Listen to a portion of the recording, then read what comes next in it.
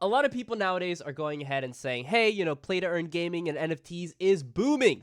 But what a lot of people don't realize is that a lot of these projects that are coming out today are massive pump and dumps where people that have gotten into them early, aka early birds, are the ones making a majority of the profit, whilst the people that have gotten in the latter end end up really losing most of their investment. So in this video, I'm going to be covering the 10 NFT projects currently going on that I believe to fit that category. Of course, this is in their current state, so perhaps in the future they'll change the model.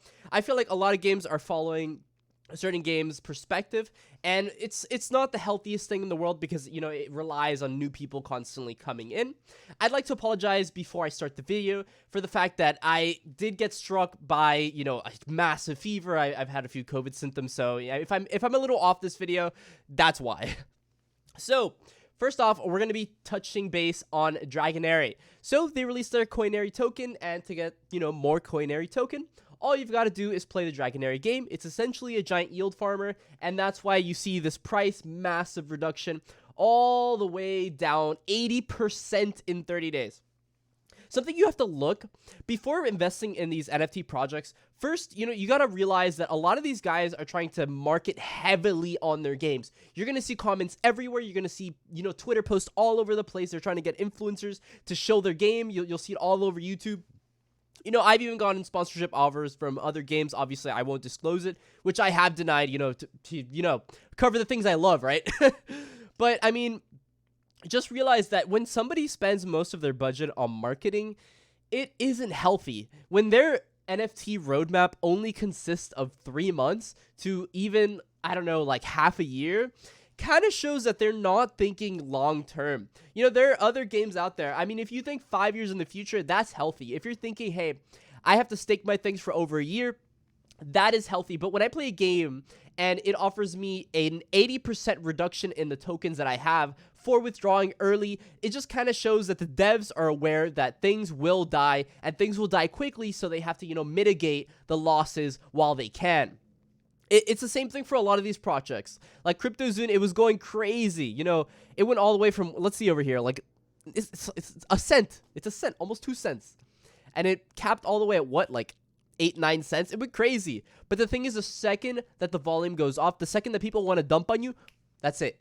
That's it, you're done. Imagine all the people that invested over here at the top, and they're completely screwed over because the hype dies. The hype dies, by the way, in like a few days. It never takes a long time for these things to dump, because the second that the CryptoZoon price is higher and people can take profits, they're going to take profits. Especially, I think CryptoZoon, there was that thing in which there was that withdrawal fee. You'll see in a lot of these games that is the case. Now, Spaceport was interesting.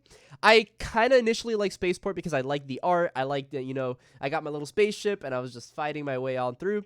But what I didn't like was the fact that you had to deposit a certain amount of money to make anything from it. And the money that you made was based off how much you deposited. Now, that's nice and all because, things like, let's say, I don't know, Axie Infinity, where you buy 3 Axies and, based on the quality of Axies that you get, you might get more SLP. The difference between that and Spaceport is that Spaceport doesn't care about any utility. It's just like you put your money in and then you can go ahead and get your ROI in like a month or two. And considering its current price, it's not looking too hot. I mean, you shouldn't base it off, obviously, the amount of tokens out there. Obviously, that's not the case. It has a 3 million market cap. But, I mean, it's the same thing with every one of these games. Now, CryptoBlade was one of those games as well. So, CryptoBlades, essentially what it was is that you could use your CryptoBlade token to make more characters. You could sell things with the skill token, which is the CryptoBlade token. And this had a massive run-up, which, I mean, it shows that, there is some form of success with these things, but it also shows that people are here to just kind of grab their profit and dump this thing the second that they can. People aren't here for the long run with games like CryptoBlade. Like, when I saw it, the game doesn't look very good, The game, it doesn't have a promising roadmap, and the game essentially just feels like one of those games that you make a YouTube video and you go, hey guys, you can earn $150 with this game every day or something like that. It just doesn't seem like one of those games that you go like, wow, this is an incredible, combat-based system. No, it was literally like, hey, you have a 70% chance to win here. You have a 50% chance to win here. You got to use some gas to start the battle, but other than that, that's all you got. That's not promising for the future of the game, and until they change these things, it just doesn't look good for the entire space. A lot of games have copied this. just to name a few, I mean, there's Plant vs. Undead. You can see all the charts. There's Bynamon. Look at where they all boomed around the same time because a lot of people were trying to just get a bunch of quick cash. That's the thing that sucks about NFT games and NFTs in general, because people are just trying to make a quick buck. It kind of sucks, but I feel like in the future, this won't be the case. You know, people will be more incentivized to hold their assets, you know, because it'll just become a real game like Star Atlas and Illuvium. And I mean, who knows where other projects are going to go. But as of now, I mean, this is what's going on. I mean, you do your yield staking. They're essentially just giant yield farms that die in under 30 days.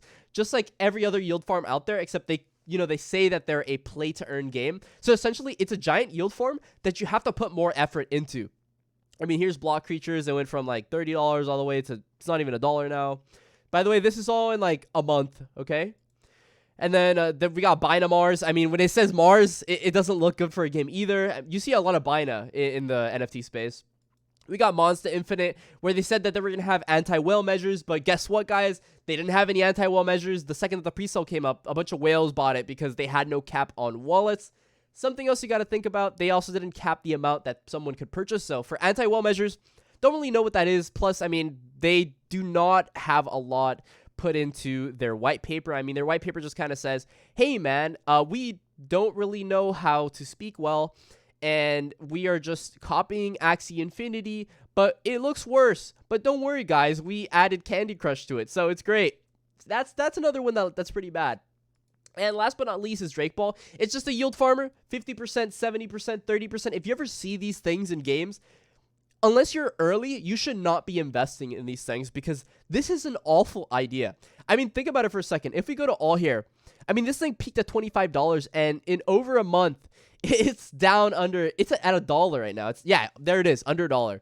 And all of these projects are going to end up going like that because they have massive ROI returns. When you see a game giving you 400% ROI returns with this amount of capital, it is disgusting how fast people will pull out and grab that profit before everybody else is just stuck holding and hoping that someday this pumps again so that other people can get screwed over and then they can cash out.